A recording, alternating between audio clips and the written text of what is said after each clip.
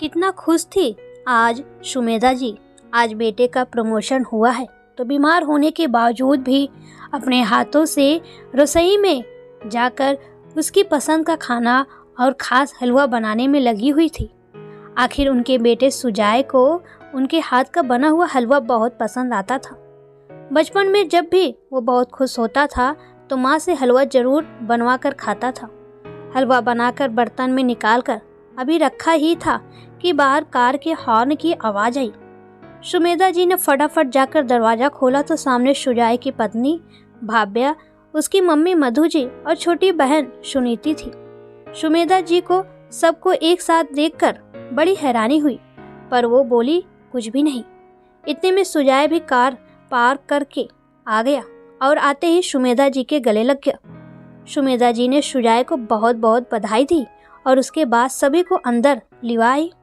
सभी को हाल में बिठाकर सुमेधा जी फटाफट रसोई में गई और सबसे पहले घर में काम करने वाली कमला को सभी को पानी सर्व करने के लिए कहा।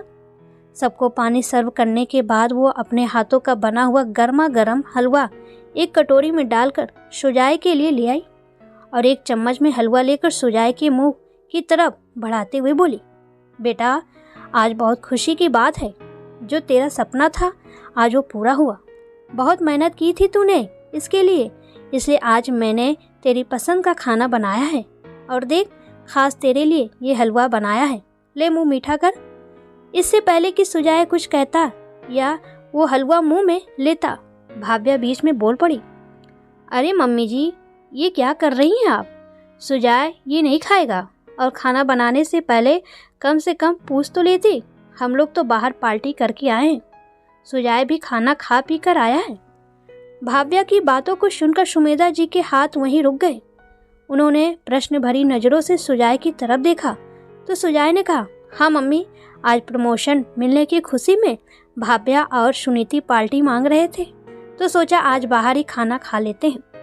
सुनकर सुमेधा जी कटोरी लेकर आपस रसोई की तरफ जाने लगी तो सुजाय ने रोक लिया, अरे पर मम्मी हलवा लेकर कहाँ जा रही हो? मेरे पेट में इतनी जगह तो है कि मैं आपके हाथ का बना हलवा खा सकता हूँ। जब तक आपके हाथ का बना हुआ मीठा मुंह में नहीं जाएगा तब तक लगेगा ही नहीं कि कुछ करके दिखाया है। और सुमेधा जी के हाथों से कटोरी लेकर 2-3 चम्मच हलवा को फटाफट अपने मुंह में रख लिया। ये देखकर जहाँ सुमेधा जी की आत्मा तृप्त हो गई वहीं भाव्या चिढ़ गई। उस समय तो भाव्या कुछ नहीं बोली, लेकिन रात को कमरे में भाव्या इस बात पर सुजाय से बहस करने को तैयार हो गई। जब आते समय सुनीति ने आपसे कहा कि चलिए जीजा जी गोलगप्पे खाते हुए चलते हैं तो आपने क्या कहा कि मेरे पेट में बिल्कुल जगह नहीं है, लेकिन यहाँ अपनी माँ के हाथों का बना हुआ हलवा खाने के लिए पेट में जगह बन गई। यही कद्र है मेरे परिवार की। भाभा की बात सुनकर सुजाय को भी गुस्सा आ गया तो उसने कहा, मैं तुम्हारे परिवार के साथ ही पार्टी करने गया था जबकि मेरी माँ घर पर ही थी, तब तुम्हें इसका ख्याल नहीं आया था? माँ ने बीमार होते हुए भी मेरे लिए हलवा बनाया, ये नहीं दिख रहा? सिर्फ 2-3 चम्मच हलवा खा लिए तो उसमें क्या गलत कर दिया? माँ तो खुश हो गई ना। अच्छा तुम्हारी माँ की फिक्र है, लेकिन मेरी बहन की इमोशन की कोई फिक्र नहीं। अरे इतना तो तुम्हारी माँ को सोचना चाहिए था कि इकलौते बेटे बहू है तो उन्हीं की खुशी में खुश हो ले, लेकिन नहीं, बीच बीच में अपनी टांग जरूर अड़ाती हैं। दोनों अपने कमरे में बहस कर रहे थे और ये बातें बाहर सुमेधा जी को सुनाई दे रही थी।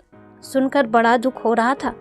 जहाँ तक हो सके वो भी कोशिश करती थी कभी भी अपने बेटे बहू की जिंदगी में इंटरफेयर नहीं करती थी, लेकिन उसके बावजूद भी कुछ लोग समझना ही ना चाहे तो उसका क्या करे।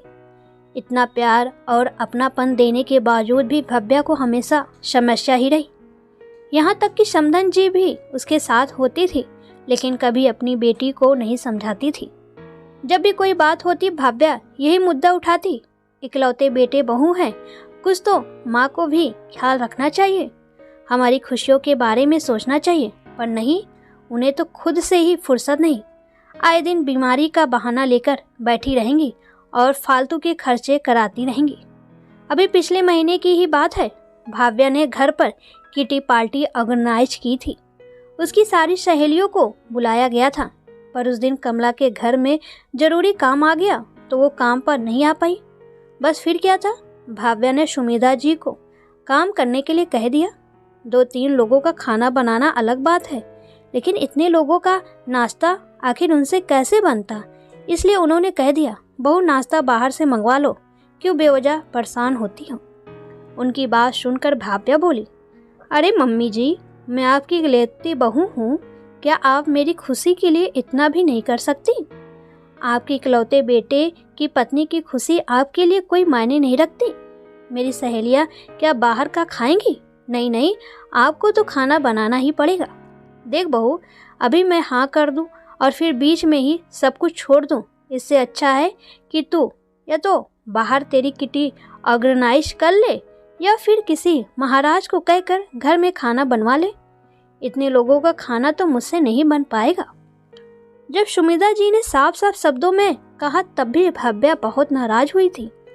हालांकि उसने अपनी किटी बाहर रेस्टोरेंट में ऑर्गेनाइज कर ली, पर 3 दिन तक सुमेधा जी से बात तक नहीं की। कुछ दिन बाद भाव्या की किसी सहेली की शादी थी। उस दिन सुमेधा जी की तबीयत सुबह से ही थोड़ी खराब थी। जब शाम को सुजय घर आया तो भाव्या शादी में जाने को तैयार थी, तो सुजय ने कहा, अरे पर माँ की तबीयत खराब है, ऐसे में हम कैसे जा सकते हैं? भाव्या जानबूझकर सुमेधा जी को सुनाती हुई बोली, अरे थोड़ी बहुत तबीयत खराब है, अभी फिलहाल तो सब ठीक लग रहा है, और वैसे भी कमला घर पर ही है। भला माँ जी अपने इकलौते बेटे बहू को क्यों रोकेंगी? आखिर उनकी इकलौती बहू की खुशी की बात जो है। आखिर सुमेधा जी क्या कहती? उन्होंने सुजय को जाने के लिए कह दिया। भाव्या और सुजय शादी में रवाना हो गए। वो लोग अभी शादी में पहुंचे ही थे कि आधे घंटे बाद ही घर से कमला का फोन आ गया कि सुमेधा जी की तबीयत बहुत ज़्यादा बिगड़ गई है। फोन रखकर सुजय फटाफट भाव्या के पास गया और बोला, हमें अभी इसी समय घर निकलना होगा, माँ की तबीयत बहुत ज़्यादा बिगड़ गई है। सुनकर भाव्या का मुंह बन गया, लेकिन बोल भी क्या सकती थी, इसलिए सुजय के साथ घर रवाना हो गई। घर आकर देखा तो सुमेधा जी अपने कमरे में निढाल सी पड़ी हुई थी। सुजय उन्हें लेकर फटाफट हॉस्पिटल गया तो पता चला कि उनका बीपी लो हो गया था। जब बीपी नॉर्मल हो गया तो 2 घंटे बाद हॉस्पिटल से डिस्चार्ज कर दिया गया। सुमेधा जी अब पहले से थोड़ी बेहतर थी। सुजय सहारा देकर कमरे में लाया और लिटा दिया। इधर भाव्या भरी बैठी थी। उसे तो ऐसा लग रहा था जैसे सुमेधा जी नाटक कर रही हैं। भला 2 घंटे में ही कैसे तबीयत ठीक हो गई। अब वो इस बात का आर या पार का फैसला चाहती थी, पर सुजय के सामने नहीं। दूसरे दिन भी उसे सुबह से बस इसी बात का इंतजार था कि कब सुजय जाए और कब वो सुमेधा जी को 2 बातें सुनाए। जब सुजय चला गया तो उसने यह भी देखा कि वो ऑफिस गया है या आसपास ही। सीधे सुमेधा जी के कमरे में जाकर चिल्लाना शुरू कर दिया, आपको शर्म नहीं आती? आपसे अपने इकलौते बेटे बहू की खुशियाँ भी नहीं देखी जाती? शादी में पहुँचे नहीं कि आपने कॉल करवा दिया? और ऐसी कौन सी तबीयत खराब हो रही थी जो 2 घंटे में ही ठीक हो गई? इससे अच्छा तो 2 घंटे इंतजार ही कर लेती। 2 घंटे बाद घर आ ही जाते ना हम लोग, फिर आराम से निढाल होकर पड़ जाती। जब देखो बस अपने बेटे को फ़ोन करके परेशान करती रहती है। इकलौता बेटा है तो क्या सिर पर चढ़कर नाचेंगी आप? उसकी बात सुनकर सुमेधा जी हैरान रह गई। फिर थोड़ा संभल कर बोली, बहू भला मैं तुम्हारी खुशियों से क्यों परेशान हो जाऊंगी? मेरी सचमुच तबीयत खराब थी। पर फिर भी भाव्या का गुस्सा ठंडा नहीं हुआ। वो और जोर से चिल्लाते हुए बोली, अरे सच में तबीयत खराब थी तो थोड़ा सा सब्र कर लेती, इतनी देर में मर थोड़ी ना जाती। जब देखो मेरे पति को फ़ोन लगा देती हो। बस कर बहू, बहुत बोल लिया तूने। अगर तेरा पति मेरा इकलौता बेटा है तो ये मत भूल कि मैं भी तेरे पति की इकलौती माँ हूँ। उससे नहीं बोलूँगी तो किससे बोलूँगी? देखती हूँ कि कैसे। अब या तो आपका ही रिश्ता रहेगा या फिर मेरा।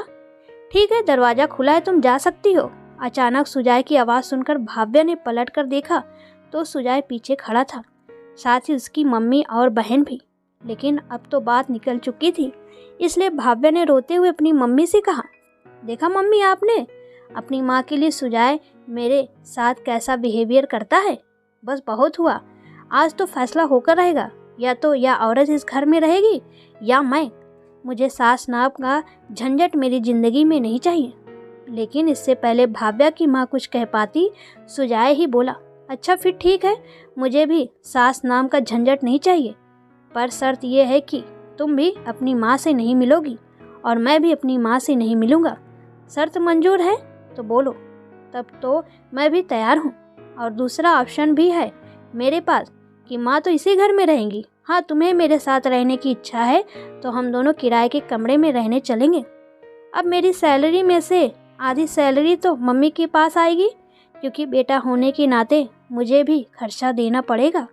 आप आधी सैलरी में ही किराया, शेविंग, घर का खर्चा तुम करो। सको तो देख लो, शर्त मंजूर है तो बोलो। अब ना तो भाव्या से कुछ बोलते बने, ना ही उसकी मम्मी ने कुछ कहा। आखिर जिसे ऐशोआराम की ज़िंदगी जीने की आदत हो गई हो, वो भला ऐसी ज़िंदगी सोचकर ही सिहर जाता है। बस थोड़ी देर में भाव्या के आंसू गायब हो चुके थे और वो चुपचाप चाय नाश्ते की तैयारी करने चली गई। वो दिन था और आज का दिन है। आज तक भाव्या ने सुमेधा जी को परेशान नहीं किया।